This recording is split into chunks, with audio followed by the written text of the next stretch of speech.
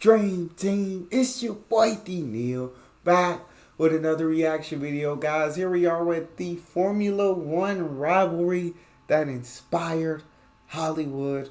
I'm trying to remember the names of both of these guys because I watched the movie and I absolutely fell in love with the movie because these two were they lived two completely different lives.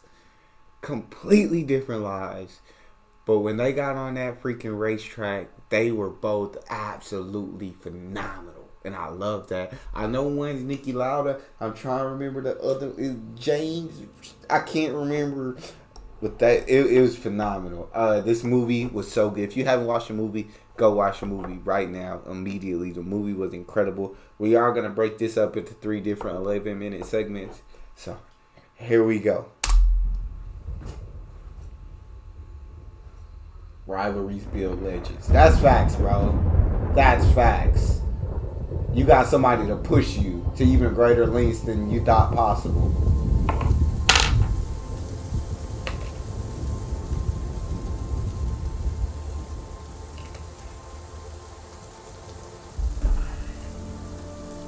There's been 73 seasons in the history of Formula One, and one stands above them all. It was a battle between two very different characters, albeit both legends of the game. It was the story of triumph, courage, and utter determination, of internal politics and overcoming the odds. A year that changed not just Formula One, but sport as a whole, forever. The hard-fought battles on and off the track, turning a seemingly regular rivalry into something much more. It was a story fit for a Hollywood script. And that's funny, cause that's exactly where it ended up. Yup. Amazing too. So amazing.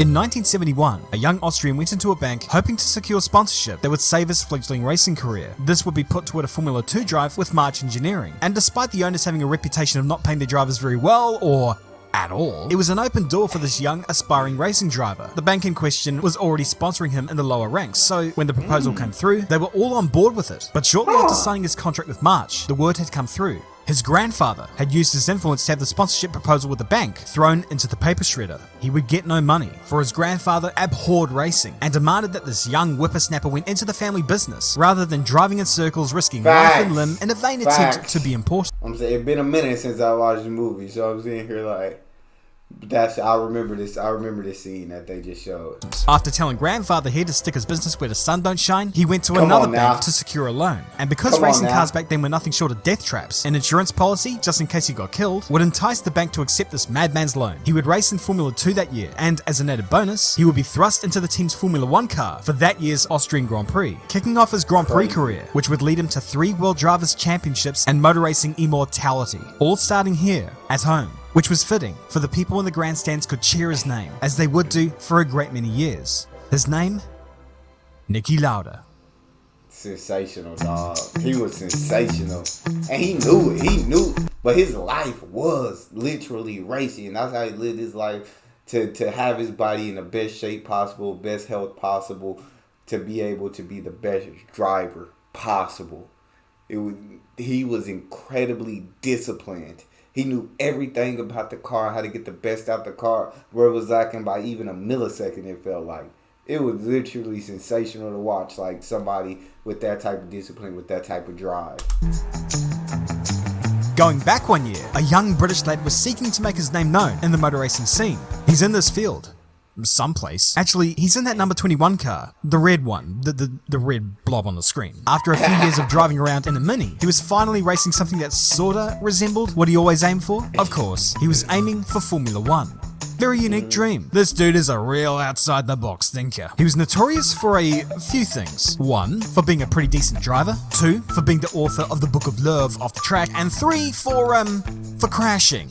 Quite a lot. In this race though, he was making a decent enough claim to one day become that Formula 1 driver. Right up until his accident with Dave Morgan. He reacted in gentlemanly fashion by running over and flooring him, as you do. Despite reacting in the same way that Mike Tyson does when you ask for a selfie, the RAC Tribunal acquitted our rare car driving hooligan punching lad and suspended Morgan's license for a year, only for him to make a return earlier than expected. Damn. The more things change, the more they stay the same, eh? At this tribunal hearing was a man by the name of John Hogan, who was there on behalf of our boxing hero. They had actually met a couple months prior and would later become very useful indeed when it came to achieving his ultimate goal. Someone else who would help him reach it a bit faster was one Lord Hesketh, who ran a race team that he called... Hesketh. This dude was loaded. And he was pretty rich too. And after running around in Formula 3 and Formula 2 for a while, he decided... screw it. Let's go to Formula 1. Ironically, the car they would initially use was a chassis made by March, the same manufacturer that gave Niki Lauda his debut a couple years prior. This time, it gave the young British... I knew it was James. I was like, James? I can't remember James. Oh my gosh, James Hunt lived a completely different life. This man had women, so many women. He was partying, alcohol, like... all of that, but he was still very motivated. And this, when it came to racing, he was disciplined. When it came to getting in that car, the feel of the car, he was just great. But when it came to his lifestyle, completely different lifestyle from Niki Lauda. It's crazy to think two guys who live completely different lifestyles can be like that and both be that incredible on the racetrack. Led his Grand Prix debut. His name? Hunt. James Hunt. Yeah, that James Bond joke is a little cliched, but I mean, hell, the movie used it. Hunt. James Hunt. James Hunt.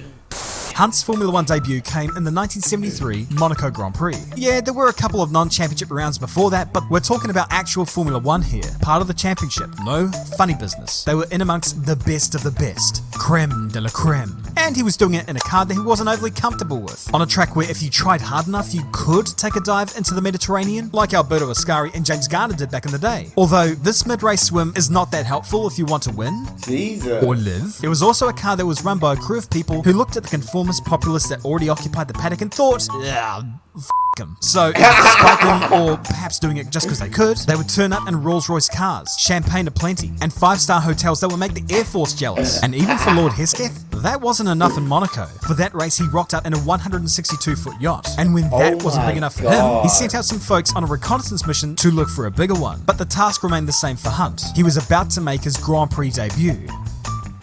And he was bricks. For the first third of the race, he drove pretty well, and then he hit his physical wall, and his pace began to suffer as a result. To add insult to injury, his engine blew up just before the checkered flag, although for him, it didn't matter too much. He was now a part of the Formula 1 scene, and after the Hesketh Brigade had recovered from their adventurous night in the harbour, they returned for the French Grand Prix a couple rounds later. There he would score his first points, and by the time the season ended, he had scored 2 podiums and finished 8th in the championship for the year, despite only doing half the championship and driving a car leased out from a dude who often used his money on anoraks and blow-up dolls. It was an ultra impressive year for him. Not so much for Lauda, however. Having moved on from March, Lauda was now with BRM, and BRM was an awesome team in the early 1960s, but by the time Lauda turned up, it was beginning to die a slow death thanks partially due to lack of funding, partially because of a team principal that changed his mind based on the angle of the moon, but mainly it was down to lack of reliability. That changed his mind based on the angle of the moon. Despite the car being somewhat decent to drive, it couldn't go 3 minutes into a race before finding something to whinge about. Think of it as if Romain Grosjean was a car. Not even their lineup of damn fine drivers could save this team. That was a good one. That was, think about it as if Romain Grosjean was a car, dog. At the very least, they could save themselves. Over in Maranello, Enzo Ferrari's Formula 1 team was drowning, and despite his prowess in racing, as well as hiring some of the best drivers in the world, nothing was coming to them. I mean, this was their Formula 1 car that year.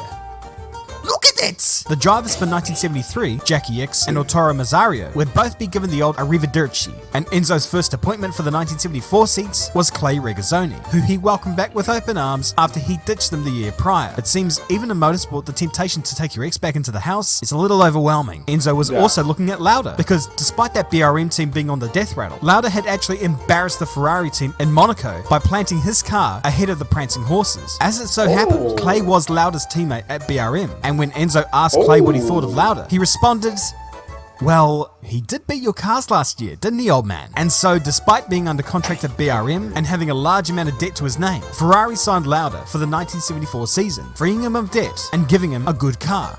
Dang. Or at least, you would think that. At the first test of Maranello for the team, Lauda, in the presence of the old man, relayed what he had felt about driving his first ever Ferrari Formula 1 car.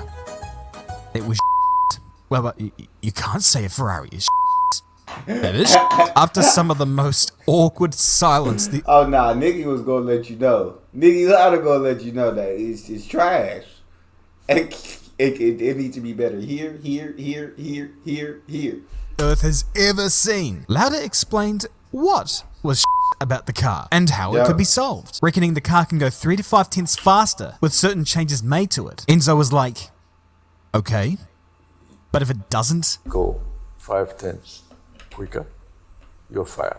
Luckily for Niki, the car went 8 tenths faster, so c'est la vie. And this set the wheels in motion. In 1973, Ferrari were 6th in the Constructors' Championship and their 2 drivers were 9th and 12th respectively in the Drivers' One. 1974, however, was a bit different. Uh-oh. Of the 15 races that year, Ferrari took pole position in 10 of them. All bar one were achieved by Niki. Lauda was monstrously fast that year, and by the British Grand Prix, he was leading the World Championship. Unfortunately for him, he wouldn't finish any of the remaining races, and despite Regazzoni pushing hard for the title, it was eventually won by the boy from Brazil, Emerson Fittipaldi. For 1975, however, Lauda learned from the mistakes of 74, and he would not miss. He took 5 Grand Prix wins that year, and once again dominated qualifying. These results gave Ferrari their first Constructors' title since 1964, and gave Niki Lauda his first World Drivers' Championship. A young Austrian with a daring dream, who defied his recalcitrant grandfather, had finally achieved what he had set out to do. He was on top of the world, and nothing was going to stop him. Although elsewhere in the pits, James Hunt may have had something to say about that. By 1975, Hesketh were making their own cars, and it was good enough to give James his first Grand Prix win at Zandvoort that year. But by the end of the season, Hesketh was running dry on funds. Eventually, the Lord decided to get off the angel dust for once, and this now meant that Hunt was out of a drive. And he was kinda screwed, because by now, most seats on the grid had already had drivers signed to them. There was a vacancy at Lotus alongside Ronnie Peterson, who was only the fastest racing driver in the world, so, you know, no pressure. But Colin Chapman didn't like the idea of hiring Hunt, nor giving him any money. An opportunity at Brabham was also squandered, so now he was in dire straits. He needed a drive, but no one was hiring, and those that didn't want to borrow him. But then he would be thrown one hell of a lifeline by a 2-time World Drivers' Champion. Yes, sir. Emerson Fittipaldi was the 1974 Formula 1 World Champion, was runner-up in 1975, and was undoubtedly a world-class driver that a lot of teams would love to have. But Emerson was his own worst enemy at times, and this certainly applied toward the end of 1975, where, for some extraordinary reason, he left his World Championship team and went off to drive for the family team at Copasuca. It would end up being a huge mistake for him, but the upshot... Why would you leave a World Championship team? But he said a family team, you feel me?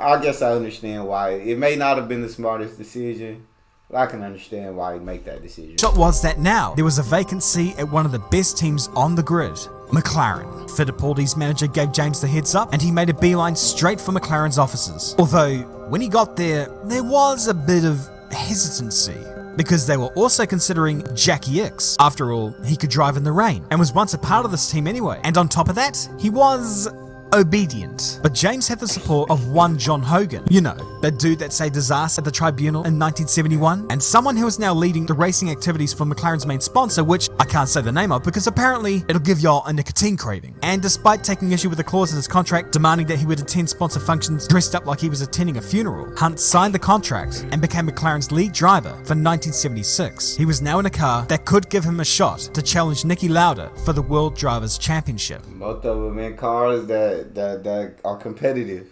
This movie, I'm telling you, this movie was so good, and I love the way he's breaking it down, and it's like summary to where, like, you don't even have to watch the movie, dog. He giving it to you in a shorter summary. It's dope. But that's all we got for part 1 of this video. Make sure you subscribe, ring notification bell, give the video a thumbs up. It's your boy D Neal. Out.